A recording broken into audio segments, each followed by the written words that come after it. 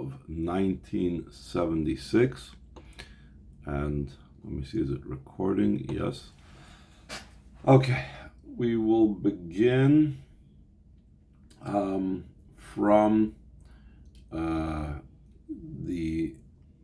begin from the beginning of the Sicha. So it's at the end of Shvuos, where the Rebbe usually will wash his hands at the end of a Yom Tov Sicha, Yom Tov Farbrengen, to be able to connect the Yom Tov with the day after Yom Tov, and that's when he gives out Cheshel Bracha. So first it says that the Rebbe washed his hands, and then he says Chag HaShvuos Shvu Echad Meshlosh Saragolim, the Yom Tov of Shvuos, which is one of the three regel festivals, the times when we were oila beregel to the Beis Hamikdash, we went up by foot. In English, it's called pilgrimage festivals. Yesh beitzad hashavim shar regalim. First of all, there's a common denominator between it and all the other Yom Tovim. V'yesh bei'inim b'fnei atzmei she'ein b'shar regalim. And then there's a unique thing that's different, that makes Shvuos distinct from all the other Yom Tovim. Siman matan tereseinu. That is the time of the giving of the Torah. And this idea that there is something that it shares in common and something unique is the same thing like all the other regalim, like in all other Yom Tovim, in addition to the common denominator between them. Yesh b'chol echad mehem minyan miyuchad. There's a unique matter in each one of them. Chag HaPesach is man chereseinu. The Yom Tov Pesach is the time of our freedom. Chag HaSukkos is man simchaseinu. The Yom Tov Sukkot is the time of our rejoicing. And the fact that there are differences in between them, mizen nimshach gam b'negel ladinim and hagim, also concerning the different halachas and the different customs. Sheminig Yisrael Torah, that the customs of Yidden itself is a Torah. So just like there is a common denominator between all the Yom Tovim, and then there's what makes each Yom Tov distinct, also in the halachas. There's certain halachas and certain customs that are equal and the same in all Yom Tovim. There's also customs and halachas that are unique to every Yom Tov, that's distinct, makes it different from another Yom Tov. Now we're going to ask, hold on, Shvuos doesn't have anything unique. Rosh Hashanah we blow shofar, Yom Kippur we fast, Pesach we eat chametz, we don't eat chametz, we eat matzah. Sukkot is the lulav and esrog in the Sukkot. Shvuos is actually doesn't have anything unique. So the Rebbe is going to say that itself is unique. That makes Shvuos unique in the fact that it has nothing to distinguish it. And also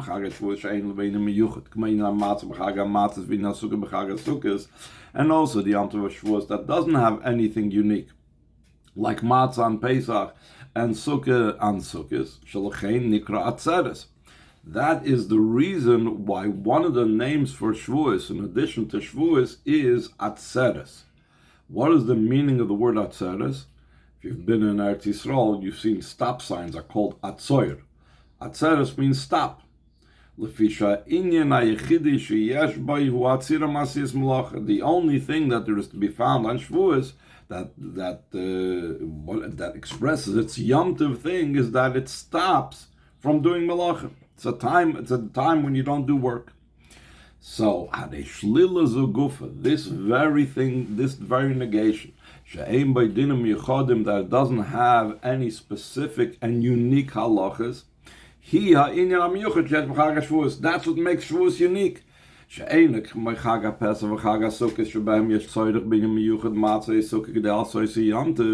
It's not like Pesach, it's not like Sukkot, that they need something special or unique, like matzah or Sukkot to make it a Yom Tov. It's sufficient that we hold back from doing work. That's enough to make it a Yom Tov. Since the three Yom Tovim are distinct as matters, and each one has something that the other one doesn't have, there's room to say it's impossible to establish which one is higher. Since there's an advantage in each one of them, this one has this unique thing and this one has that unique thing. So since each one has something unique, you can't say one is greater or better than the other. Aval became, but still in all, Soif kol Soif, eventually, Besach HaKoil, when it comes to the final result, Yesh Loimar, we could say, Shesh Maila B'Yom Tov Echad, Legabe Shari Yom Tovim, there's still an advantage in one Yom Tov over all other Yom Tovim, Shemalose Gedoylom Malosem, that its advantage is greater than their advantage. And the Rebbe is going to break it down and see which Yom Tov is that. Seemingly, we have to say last paragraph on the page. We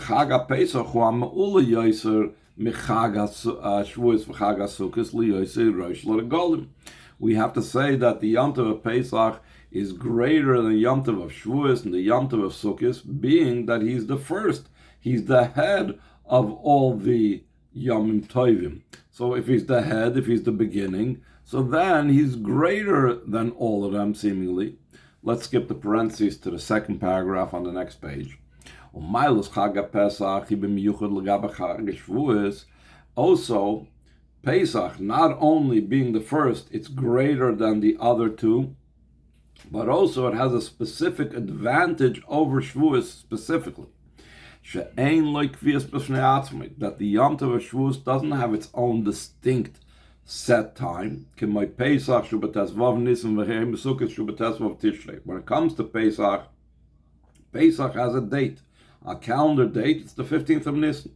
The same thing, Sukkot has a calendar date. It's the 15th of Tishrei. But when it comes to Shvuos, it's like running as an extension of Pesach. The Yom Tov of Shvuos is dependent upon the Yom Tov of Pesach, like the Rebbe often emphasizes. There's no date in the Torah when we have to keep Shvuos. In our calendar, Shvuos comes out on the 6th of Sivan, but it could come out any time between the 5th and the 7th of Sivan, based on if the months in between of Iyar and Sivan or Iyar and Nisan were full or not full months. Yom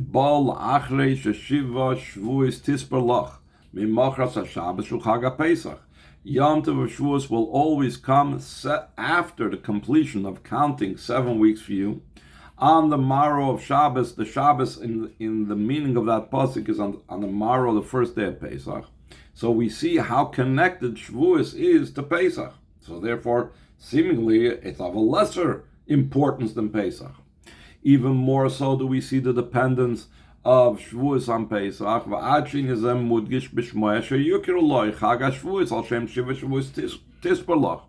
We even see that its connection to Pesach even in the name. It's called the Yom Tov of Shvuos because of this. The Shvuos means weeks, because the 7 weeks that we're supposed to count. So even the name of the Yom Tov expresses the fact that's coming following Pesach. And the Rebbe says in the parentheses that any other names of it is not the main name. The main name is what we use in Tefillas and in Brachas. We always say Shvuos instead of the other names. Let's skip to the next paragraph after the parentheses.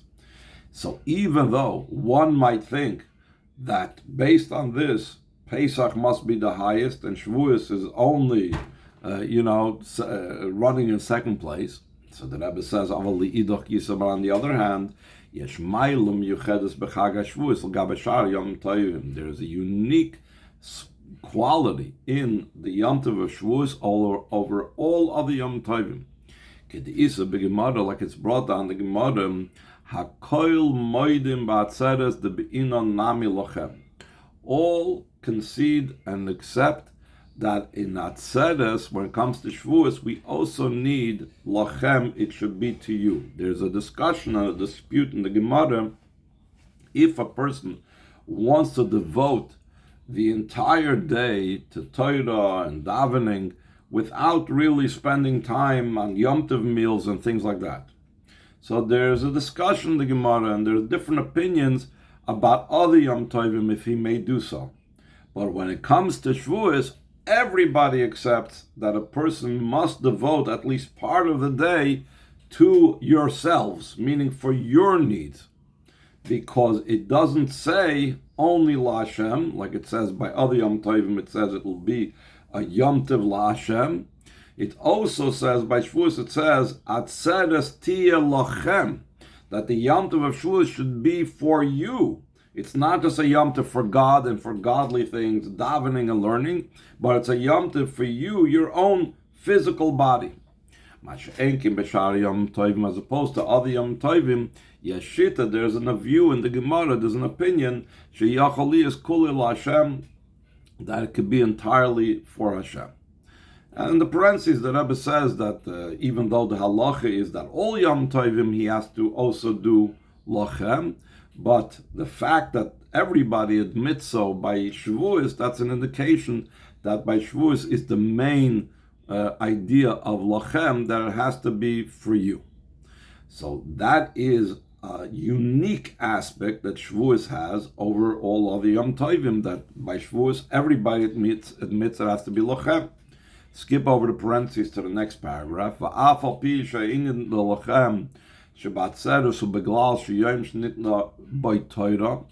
Even though the idea of lachem is that the fact that on Shvuos is the day that was given a Torah, meaning that the lachem is a result because the Torah was given, that's why there's more of an importance to be lachem.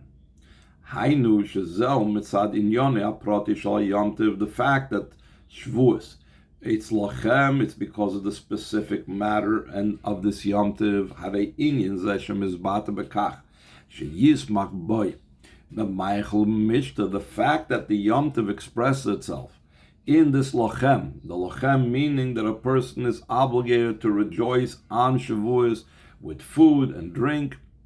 Kosher gam klolos hayom tov is connected with the general idea of the Yom Tov. V'lechein hareihu hareize madgish as milas chag hashvuos l'gabe shar Yom Tovim. Therefore, it emphasizes the advantage of the Yom Tov of Shvuos all over all of the Yom Tovim. This makes Shvuos unique, and not just unique, but also higher than, like we started saying, that we're trying to figure out which Yom Tov is higher.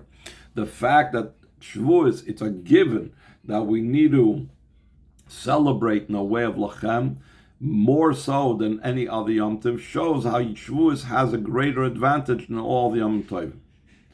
Now, the Gemara says that because it was a day that was given the Torah, we have to show Hashem how Torah is special to us by feasting and by eating. But the Rebbe is now going to explain in the brackets on the last paragraph on the page the connection between the physical feasting and eating with the spiritual idea of the giving of the Torah.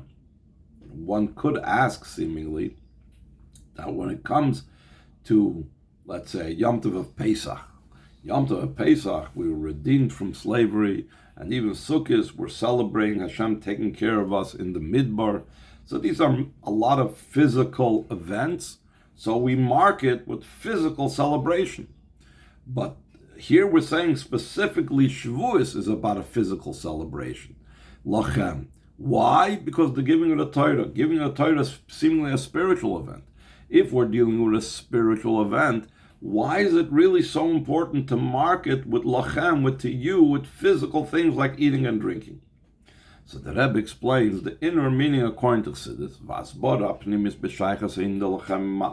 the inner explanation of the connection between for you, that on Shvuos there has to be the engagement and the involvement of the celebration for you with the physical, with Matan Torah, al piyam super b'Gemara, according to what's related in the Gemara.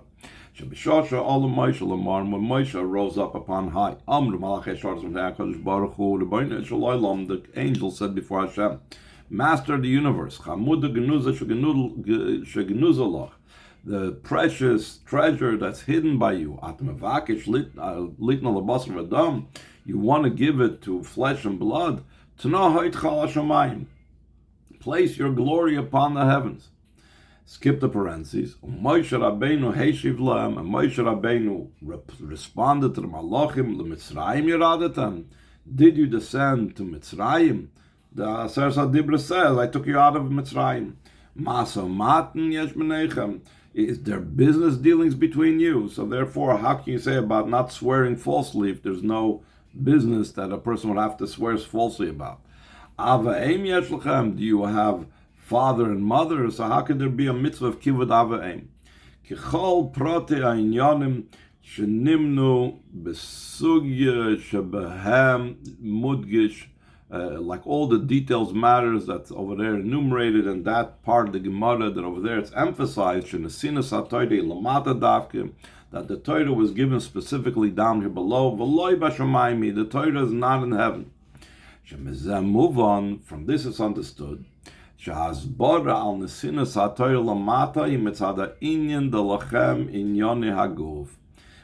the reason why the Torah was given down here and not left in Shemayim, like the Malachim said? Because the Torah was for the physical world and for bodily matters.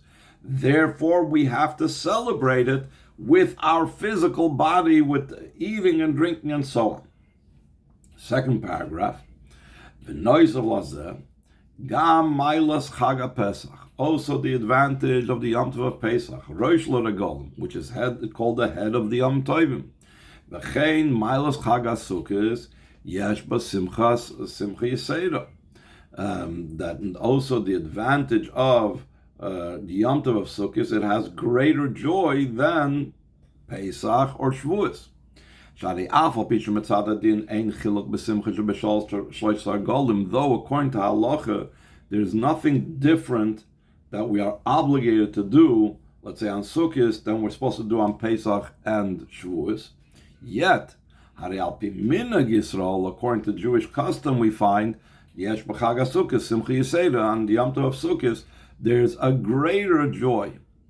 But all of that, in other words, the fact that Pesach is the head of all the Yom Tovim, and the fact that Sukkot has a greater Simcha, it all comes from the Torah, and the Torah was given on Shvuos. So, since the Torah was given on Shvuos, therefore, that Chag Shvuos is greater than all the other Yom Tovim, because it is what established that Pesach should be the first of all the Yom Tovim, and it is what established the greater joy of Sukkot. But actually, I'll just give you a heads up. The Sicha is going to go and further and say actually that Shvuos has really a greater idea of Simcha than all these other Yom Tovim. Even though we just now said the custom of Yidden is to be rejoicing more on Sukkot. Ois Gimel, third paragraph on the page. What we just now said also corresponds with what's explained in the Zohar. The difference between the Yom Tov of Shvuos, which is 1 day, meaning in Eretz Yisrael, Minat Torah, it's 1 day. L'chag Pesach, Shiva Yamim, to the Yom Tov of Pesach, that's 7 days in Eretz Yisrael. L'chag Sukkot, Shmoini Yamim, and the Yom Tov of Sukkot is 8 days, like it says, B'yom HaShmini Atzeres Tiyeh Lochem.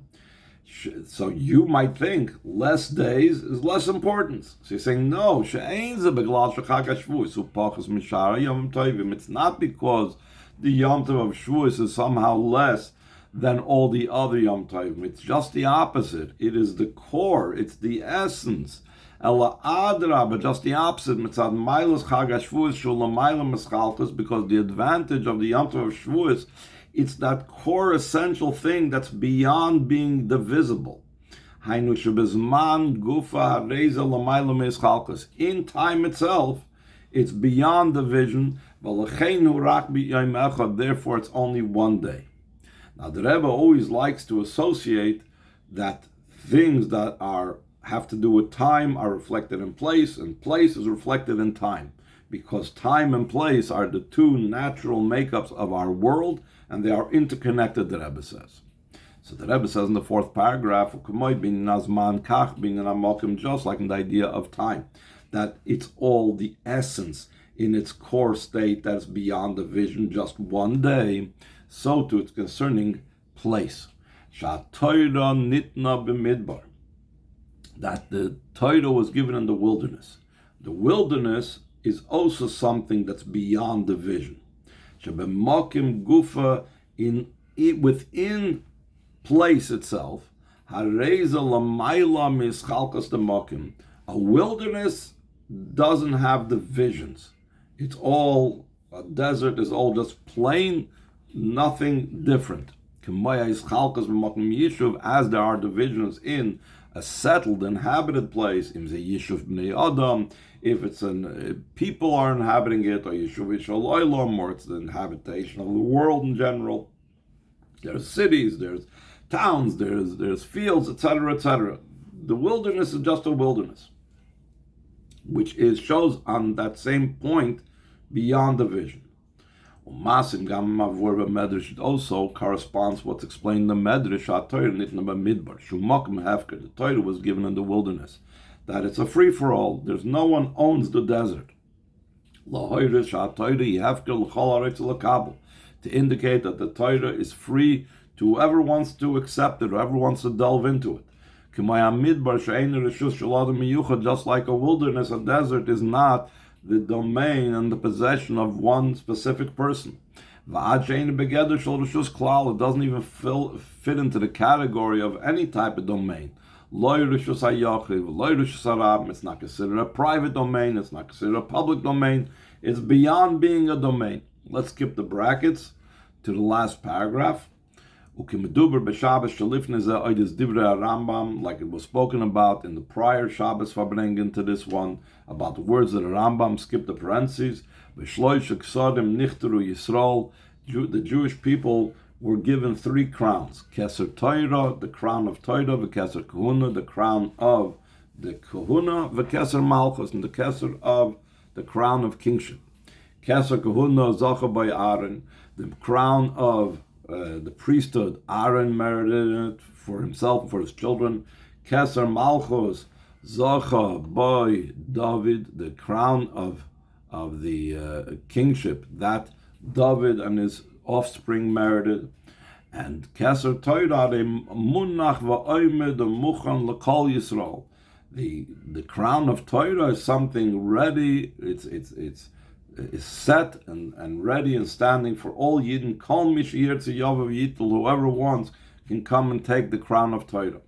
V'hainu sha'Torah shayeches cholechet miYisrael. This means Torah is applicable to every single Yid.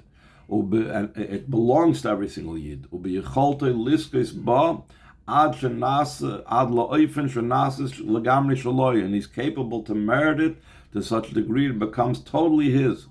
Chazal say Torah delehi. The Torah is his. And it says in his Torah he will speak. What's it mean in his Torah? It should say in Hashem's Torah he will speak. Because once a person studies Torah, the Torah becomes part of him. Therefore, a teacher, a master that forgoes his honor, which is the honor of the Torah, he is able to, it is considered forgiven. Why? Because the Torah has become his. He possesses the Torah, so he has the right to forgo its honor. Skip the parentheses to the next paragraph, Messiah. And he concludes, the Rambam concludes, Shema Torah Sha'oisam Aksadim Gedolim Mekeser Torah, that perhaps you will say that those crowns are greater than the crowns of Torah, the crown of the priesthood, the crown of kingship. But he says, the Torah says about itself that the kings will be kings with me and through me. In other words, I will be a king over them. We derive from this that the crown of Torah is greater than both. So now we're going to get to the idea of the joy of Shvuos that the Rebbe is going to say over here really surpasses the joy of all the other Yom Tovim. From this is understood the great joy that has to be on the Yom Tov Shvuos, even greater than the Yom Tov Sukkos. In Torah, 3 times it mentions throughout the Chumash how a person has to rejoice on Sukkos, which is something unique that we don't find by any other Yom Tov. How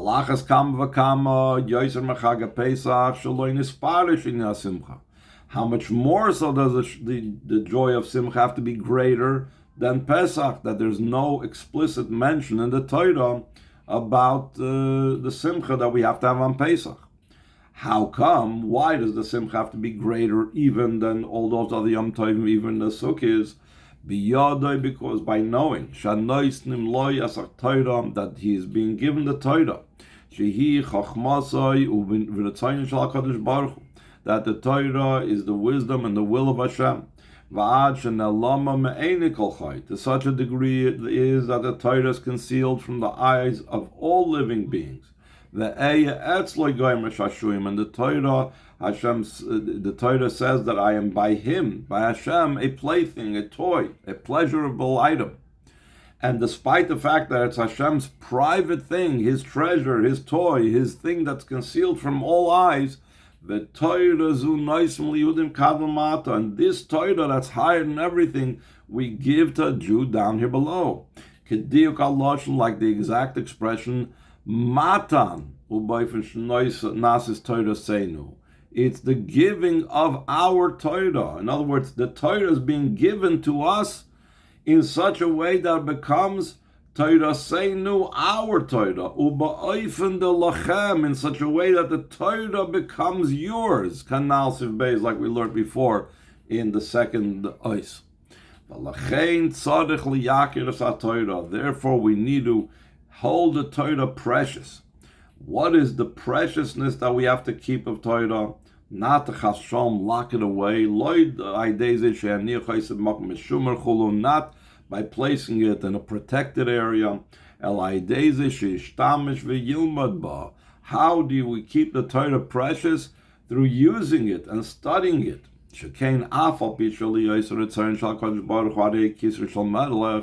Though, even though, because it's the will of Hashem, it's considered the crown of the king. The Rambam in the Laws of Kings says that you're not allowed to use the scepter of the king, and how much more so you're not allowed to use the crown of the king. So if the Torah, which is Hashem's will, and therefore his crown, one might say, we can't use it, so that's just the opposite of the truth. It's Hashem's will that even though the Torah is his will and his crown, Hashem wants that we should use it every single day. And that is an unbelievable joy that we're supposed to have on Shvuos more than any other Yom Tov. So he concludes in Ois Daled, according to what we study in Pirkei Avos, that we study between Pesach and Shvuos as a preparation for the giving of the Torah. Action is primary. There has to be a lesson from this in actuality when we say about the idea of being joyous on Shvuos, and how Shvuos is much more powerful because Lochem. Chag HaShvuos is a auspicious time for every single Yid to accept upon themselves good resolutions. And we know we know a good thought, Hashem adds it and connects it to action. Chassidus explains, not just adds it and considers it as if we did it, but Hashem also helps bring it to fruition, helps bring it to action when we make achlata. That we have to make good resolutions concerning Torah study throughout the year. And the Torah study shall be in such a manner that it's supposed to bring us to action. It shouldn't just be theoretical. Our Torah study should come down in fulfillment of mitzvahs.